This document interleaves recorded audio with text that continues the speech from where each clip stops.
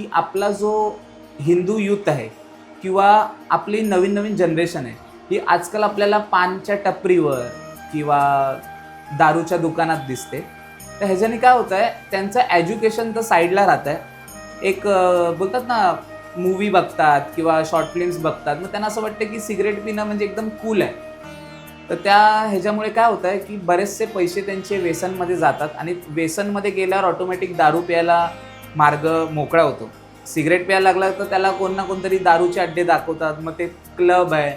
मग त्याच्यामुळे drink and drive होतात, ॲक्सिडेंट होतात, बरेचसे गुन्हे होतात. तर ह्या गोष्टी जनरेशननी केल्या नाही पाहिजे. कारण आई-वडील एवढा भरोसा त्यांच्यावर ठेवतात किंवा काटकसर करतात. त्यांच्यासाठी बरेच पैसे जमवतात आणि शिकायला पाठवतात आणि मुलं काय करतात आहे, की बाहेर त्याचा दुरुपयोग करतात, त्यांच्या विश्वासाचा दुरुपयोग करतात आणि आई-वडील लक्ष पण नाही देत, की माझा मुलगा गेलाय कॉलेजला, ठीक आहे. मग तो मुलगा मंदिरात जातोय, की दारूच्या दुकानावर जातोय? ही जबाबदारी आई-वडिलांनी घेतली पाहिजे. बराच फरक या जनरेशनमध्ये पडेल या गोष्टी.